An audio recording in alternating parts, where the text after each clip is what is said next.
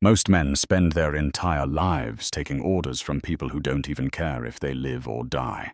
You wake up to an alarm someone else set. You drive in traffic someone else created. And you sit in a chair someone else bought for you to do tasks that make someone else rich. You are acting like a foot soldier, a piece of meat sent to the front lines to soak up bullets for a cause that isn't yours. Machiavelli was clear about this. Those who are purely good and obedient among a shark tank of people who aren't good will eventually be destroyed. If you want to own your life, you have to stop being a yes man and start being a commander. A general doesn't ask for a seat at the table. He brings his own chair, or he flips the table over. You are at a job where your work friends constantly dump their emotional baggage on you. They complain about their wives, their debt, and the boss for 40 minutes every morning. You listen because you don't want to be rude or arrogant. You want to be liked. You want to be part of the unit. But while you're listening to their sob stories, your own empire is crumbling.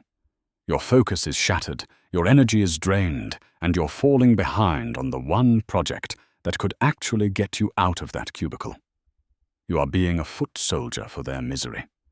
You need to realize that it is much safer to be feared than loved. This doesn't mean you go around acting like a jerk. It means you become dangerously unavailable. Your time must be guarded like a gold vault. Next time they walk up to your desk to vent, don't look up from your screen. Keep typing for 10 seconds. Let the silence get uncomfortable. When you finally look up, don't smile. Ask, "Is this urgent? I'm on a deadline." You are setting a boundary that says your mission is more important than their feelings. In the street, if you let everyone talk your ear off, you're the one who gets blindsided because you weren't watching the corners. By cutting the cord on these low-value social debts, you reclaim your mental territory. You aren't mean. You are focused. You are signaling to the world that you are no longer a foot soldier available for hire or distraction. You are a general, and a general's time is only for strategy and execution. If they stop liking you, good. Respect lasts longer than liking, anyway. Once people realize they can't use you as a dumping ground for their nonsense, they'll start treating you like someone who actually has somewhere to go. That is how you stop being a pawn and start being the one who moves the pieces. A general never charges into a dark room. Most guys out here are guessing their way through life. They start a business because it sounds cool, or they get into a relationship because she's pretty, without ever looking at the exit strategy or the hidden costs. That is how you get slaughtered. To think like a general, you have to see the world as it actually is, not how you wish it was. Machiavelli taught that a prince should have no other object or thought than war. In the street, war is just the competition for resources, respect, and power. If you don't know who the real players are, what they want, and where the traps are laid, you aren't a leader. You're a target. You need to map out every person and every obstacle in your path with cold, clinical precision. You've got a big idea. Maybe it's a new hustle, a promotion you're eyeing, or a major life change. You're excited, so you start telling your inner circle over drinks. You tell your cousin, your best friend, and that guy at the gym. Suddenly, you notice the energy shift. Your friend starts joking about how you'll fail. Your cousin starts asking for a handout before you've even made $1. Your boss hears a rumor you're looking for a way out and starts making your life miserable. You thought you were sharing a dream, but you were actually handing your enemies a map of your vulnerabilities. You walked into an ambush because you didn't scout the territory first. You have to stop being an open book. From now on, your default setting is keep your intentions hidden. A general doesn't announce his troop movements on the radio for the enemy to hear. You need to survey your social and professional landscape and figure out who is a bridge and who is a wall. Look at the people around you and ask, what do they gain if I win? What do they lose if I succeed? Most of the time, people want you to do well, but never better than them. That's the terrain. It's hilly, it's rocky, and it's full of snipers. To navigate this, you become a fox. You gather information while giving none away. Ask questions. Listen more than you talk. Find out who really makes the decisions in your office. Find out who the snitches are. Find out which friends only come around when you're buying the rounds. Once you have the map, you don't fight every battle. You bypass the ones that don't matter. If someone is a wall, don't try to knock it down and waste your energy. Just find a path around them. If someone is a bridge, maintain it until you've crossed, then decide if it's worth keeping. By mapping the terrain, you remove the luck factor from your life. You aren't hoping things work out. You are executing a plan based on the reality of the ground. You know where the mud is, so you don't slip. You know where the high ground is, so you take it first. When you finally make your move, the world will think you got lucky or that you're a natural, but they didn't see the months you spent scouting the shadows. You won the war before the first shot was even fired, because you knew the land better than the people living on it. The world is a marketplace, and most people are selling you garbage that keeps you poor, weak, and tired. These are the distraction merchants. They don't want your money as much as they want your focus, because once they own your attention, they own your life. A general knows that every soldier who isn't training or fighting is a liability. In your life, every minute you spend on a screen or a bar stool for no reason is a minute you've surrendered to the enemy. Machiavelli said a leader should have no other object or thought than war. This sounds intense, but it's the only way to win. If a habit doesn't put muscle on your frame, money in your bank, or a sharper edge on your mind, it's an enemy spy trying to sabotage your mission. You have to burn the boats. You have to make it impossible to retreat back into your old, lazy life. You've got a goal. You want to get in the best shape of your life, or finally build that business that gets you free. But as soon as you sit down to work or head to the gym, your phone buzzes. It's the group chat. It's a meme, a sports score, or a friend asking if you saw what some celebrity did. You tell yourself, just 5 minutes. 2 hours later, you're scrolling through a feed of people you don't even like, looking at things that don't matter. Your energy is gone. Your mission is pushed to tomorrow. The distraction. Merchants just robbed you in broad daylight, and you let them walk away with the loot. You have to start treating your focus like a loaded weapon. You don't just leave it lying around for anyone to play with. You need to perform a search and destroy mission on your own habits. This isn't about balance. It's about winning. If you have apps on your phone that you check more than 5 times a day, and they haven't paid you $1, delete them. If you have friends whose only contribution to your life is inviting you to waste time, stop answering. You don't need to explain yourself. A general doesn't call a press conference to announce he's moving his troops. He just moves them. The distraction merchants will call you boring. They'll say you've changed. They'll try to guilt-trip you back into the herd because your progress makes them feel like losers. Let them talk. While they're arguing about a game or a TV show, you are building a fortress. You are creating a life they can only dream of. By cutting out the noise, you gain a massive unfair advantage. While everyone else is distracted and dizzy, you are calm and moving in a straight line toward your target. You become the predator in a world of prey. When you eliminate the junk, you'll find you have more hours in the day than you ever thought possible. Use those hours to sharpen your blade. The merchants thrive on your boredom and your lack of purpose. When you have a mission that actually matters, their products look like the poison they really are. Stop being a customer for their distractions and start being the architect of your own victory. You aren't missing out on anything. You're finally checking in to the life you were supposed to lead. A general doesn't just show up to the fight. He shows up to end it. Most men play life like they're sparring in a gym, light taps, pulling punches, and staying safe.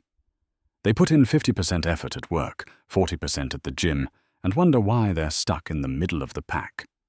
To think like a general, you have to understand that half measures are a slow death. If you are going to strike, you strike with everything you've got. You don't give the enemy, whether that's a competitor, a debt, or a difficult skill, a chance to breathe or regroup. Machiavelli warned that Men should be either treated generously or destroyed, because they take revenge for slight injuries. In the street, this means if you only kind of try, you just create more problems for yourself later. You have to go all in. You're trying to move up in your career or land a massive client.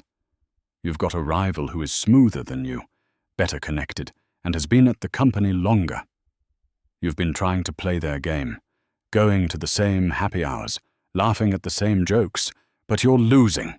You're just another face in the crowd, and you're tired of being second best, while they get the bonuses and the respect. You feel like the system is rigged against you, and you're tempted to just give up and do the bare minimum. Stop trying to out-nice them and start using overwhelming force. This is where you become a machine. You don't just do your job, you do the job of 3 people. You arrive earlier, you stay later, and you produce results that are so undeniable they make everyone else look like they're standing still. You create a shock and awe effect. When the decision-makers look at the numbers, the gap between you and the charming guy shouldn't be a small crack. It should be a canyon. This is about crushing the spirit of the competition.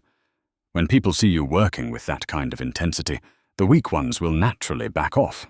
They don't want to compete with a fanatic. You aren't being unfair. You are being effective. You are using your focus as a weapon to take what you want. By the time your rival realizes you're a threat, the war is already over because you've already occupied all the high ground. You didn't just win the promotion. You made it so no one else even had a chance to apply. In your personal life, apply the same heat. If you're learning a language, don't just do an app for 10 minutes. Immerse yourself until your brain hurts. If you're fixing your finances, don't just save a little. Cut every unnecessary expense and hunt for extra income like your life depends on it. Overwhelming force is about concentration. You take all your scattered energy and focus it into a single, sharp point. Like a magnifying glass under the sun, you stay on one spot until it catches fire. Once you see the smoke, you don't stop. You pour on more fuel. That is how you become a man who is feared by his enemies and respected by his peers. You don't just win, you dominate. The world doesn't care about your perfect plan.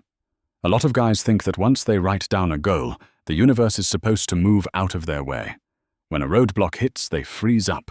They start whining about how life isn't fair or how they did everything right, but still lost. That is the mindset of a victim, not a commander. A general knows that the moment the first shot is fired, the plan goes out the window. If the bridge is blown, you swim. If the mountain is too high, you tunnel through it.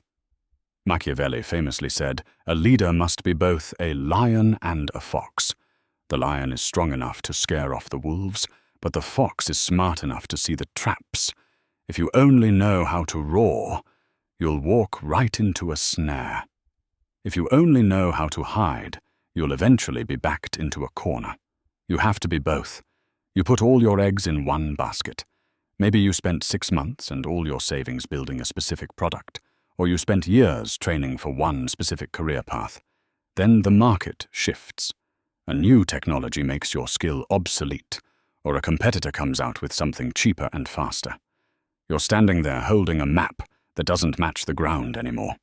You feel like a failure, and you're tempted to keep throwing good money after bad, just because you're too deep to quit now. You're trying to force the world to fit your old ideas. You need to drop your ego immediately.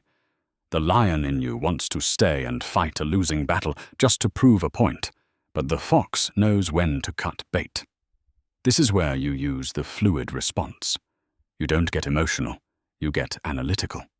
You look at your failed project not as a tragedy, but as intelligence gathering. You ask, what part of this actually worked? Where did the wind change? You don't sit in the wreckage and cry. You salvage the usable parts and build something new by morning. In the street, the guy who survives isn't the one with the biggest muscles. It's the one who realizes the cops are coming before the sirens even start. You have to be hyper-aware of the climate. If your current strategy is hitting a wall, stop hitting the wall. The wall isn't going to move. You are the one who has to change shape. This might mean switching industries, changing your sales pitch, or even rebranding, who you are to fit a new opportunity. Being dangerous means being unpredictable. If your enemies, or even your friends, think they have you figured out, they can move against you. But if you are constantly adapting, learning, and shifting your weight, you become a moving target. You become impossible to pin down. While everyone else is complaining that things aren't like they used to be, you are already 3 steps ahead, profiting from the new reality. Adaptation isn't giving up, it's repositioning for victory.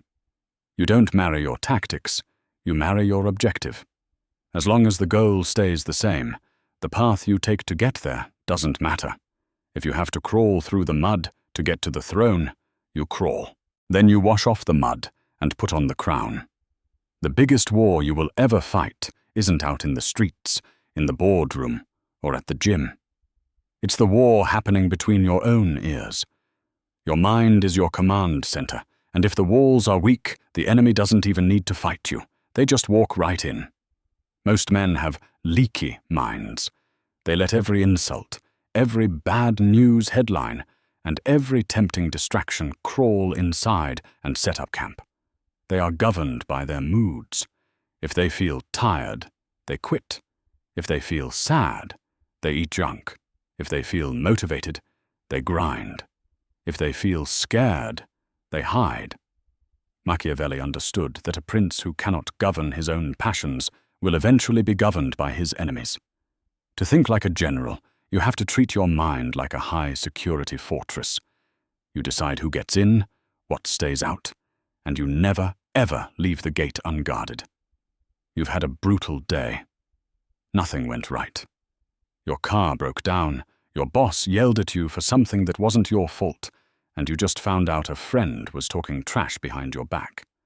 You get home and you feel like a loser. Your brain starts whispering, "Just take the night off, have a few drinks, look at some garbage on your phone. You deserve a break. You can start again Monday." That voice isn't your friend. It's an internal insurgency. If you listen to it, you've just surrendered your fortress without a single shot being fired. You need to realize that your feelings are just weather. They aren't the climate. A general doesn't cancel the invasion just because it's raining. You have to implement emotional stoicism. When that voice of weakness starts talking, you don't argue with it. You don't try to feel better. You simply acknowledge the noise and then give yourself a direct order. You do the work because you don't feel like it. That is how you thicken the walls of the fortress. Every time you choose the mission over your mood, you add another layer of armor to your character. In the street, the man who loses his cool is the man who loses the fight. If you let someone get to you, you've given them a remote control to your life. They press a button, and you get angry. They press another, and you get defensive. To stop this, you have to become psychologically untouchable. You view external events as neutral data points. If someone insults you, it's just noise. If a project fails, it's just a lesson. You keep your inner circle of thoughts tight and disciplined. You don't let doubt or self-pity past the moat. The final breakthrough comes when you stop negotiating with yourself. You don't ask your brain if it wants to go to the gym. You just take the body there. You don't ask if you're ready to lead. You just lead. By maintaining this fortress, you become a rock in a world of shifting sand. People will look at you and wonder why you don't crack under pressure. They'll wonder how you stay so cold and calculated when everything is falling apart. The secret is that you've already won the war inside. Once the fortress of the mind is secure, the world outside has no choice but to fall in line. You are the master of your own territory, and a man who can rule himself can eventually rule anything he sets his sights on. The world doesn't hand out trophies for trying. It only rewards the man who stays standing when the smoke clears. You've seen the map, you've identified the parasites sucking your energy, and you've learned how to strike with enough heat to melt the opposition. But the most dangerous enemy is the one that waits for you to get comfortable. Success is a rented space, and the rent is due every single morning.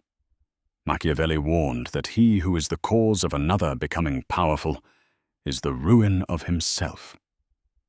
If you let your guard down, If you start playing nice again, someone hungrier and colder will take everything you built. You've finally hit a win. You've got some money in the bank. People are starting to respect your name. And for the first time in years, you feel like you can breathe. You start thinking about taking a month off or letting your discipline slide because you earned it. You stop scouting the terrain and start believing your own hype. You have to realize that victory is just a platform for the next conquest. A general doesn't celebrate a won battle by disbanding the army. He uses the momentum to take the next city. The mindset isn't a phase, it's a permanent state of readiness. You aren't just a man who won a fight, you are a man who has become a force of nature. If you're ready to stop being a pawn and start moving the pieces, hit that subscribe button and turn on the bell. We don't do motivation here, we do strategy. Drop a general in the comments if you're committing to the mission today. Stop scrolling and start executing. I'll see you in the next one.